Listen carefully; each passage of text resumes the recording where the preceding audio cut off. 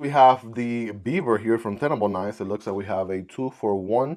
We have two different variants we're going to be checking out here together.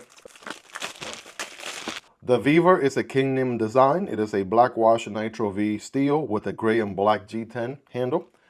On this particular model here, 3.44 inches on the blade. Let's go ahead and check it out here, shall we? Having the Outposter do the honors. Bada bing, bada boom. Let's see what we got. We have a wiping cloth. We have some silica candy. We have some additional Omega springs. Absolutely appreciate it there. And then some tenable paperwork and whatnot. Here is the knife, and then you got an additional cushion here if you want to make a mattress out of, right? For camping purposes, you should be good to go. So the Tenable Beaver, let's see what it is all about here. We've got bubble wrap, plastic wrap, and at last, here it is. Okay. First thing that really strikes me is a very elegant design, right? Kind of the blade almost tucking into the handle completely. Deep pocket carry clip, of course, reversible on the other side. I mean, it is 2026, right?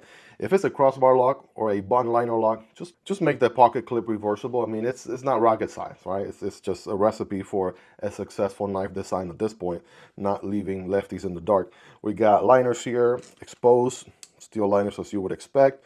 We have a gray. They call this gray. To me, it's more like a bluish tone, but I guess they call it gray. That's a matching, right? Same color, G10 backspacer. Lanyard hole there for my lanyard people.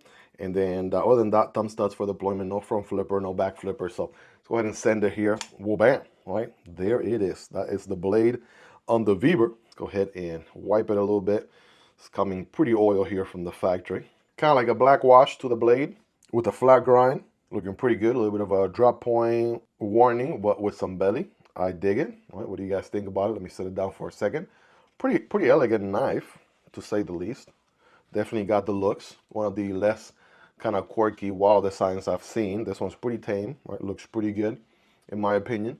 Now we got a crossbar lock, and you know, Concept knows how to make good, smooth ball bearing action for crossbar locks and any other knife, pretty much. So thumb stud deployment, good. I'm kind of dialing it in here a little bit.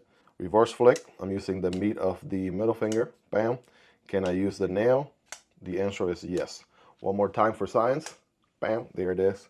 Yes, you can. So at least one, two, three different deployment options using the crossbar lock itself. Of course, very ambidextrous using my left hand here. Even though I got zero dexterity, you get the idea. So lefties rejoice. You are not left in the dark. And before we go over anything else like Argos and anything else like that, let's check out this other variant here. This one's also a Beaver. You got the same thing here, paperwork, wiping cloth, silica, gel, and Omega springs. Now you got a second mattress, so you can have you and your wife sleep next time you go camping, cozy, next to each other. Anyways, here we go. This one is, okay, this one is aluminum. I got so excited, I forgot to read the box. Black wash Nitro V and black anodized aluminum. Check it out. Yeah, this one is pretty sweet here, all blacked out. The only pop of color is the red thumb studs, so that's pretty sweet there. And I want to tell you, man, aluminum just hits differently. No special milling. It would have been nice. I mean, if I had to nitpick here, a nice, interesting milling design of some sort would have just added an extra pop, if anything. But even the way it is pretty slick. Some people like the basic sort of, you know, plain design for the most part too. So either way, bam, there it is. We got oil for days, so bear with me one moment. Zoop. Yeah, it's definitely giving you kind of the best of both worlds, right? If you like a warning while you're sort of getting that, almost tempted to say nest muck in a way because it kind of trails up a tad bit. Nope, it fooled me. It's actually, this is a whole straight edge, even though it looks like it gives you the sense of it going up. It does not trail up at any point. That is completely straight. And then you got the warning tip there. Some people can just call it a drop point blade, and that's absolutely fine with me. Get the blade police out here after they arrest Metal Complex, but flat grind and plenty of belly for tabletop cutting. It's obviously going to be a really good slicer, without a doubt. No jimping on the tang on the blade, which is an interesting choice this day and age, which is very interesting. I've heard multiple arguments, people who do like jimping, people who don't. I personally like some jimping. I don't like a very aggressive jimping, but a decent amount of jimping, you know, is good so your thumb doesn't like slide, right, on a cut either way. Gives you more rigidity, more control of the cut if you do have a little bit of jimping. That's just my 2 cents, but Kingdom, the designer, probably decided, nah, jimping, we don't need that. Anyways, other than that, I mean, again, just nitpicking at this point, because this is a pretty solid design here through and through with everything we got going on. We got TA hardware everywhere except the pocket clip.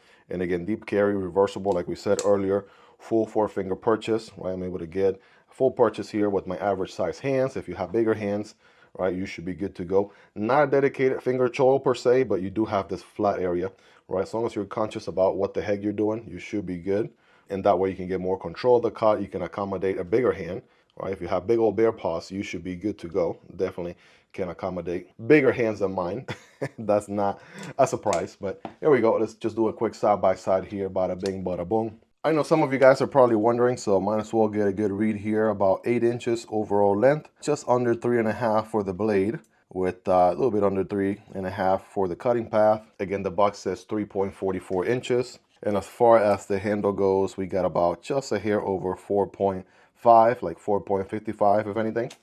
Well, there you have it. That is the Tenable Beaver. Again, Tenable being the more affordable branch of concept knives. These are linked down below if you guys want to check them out.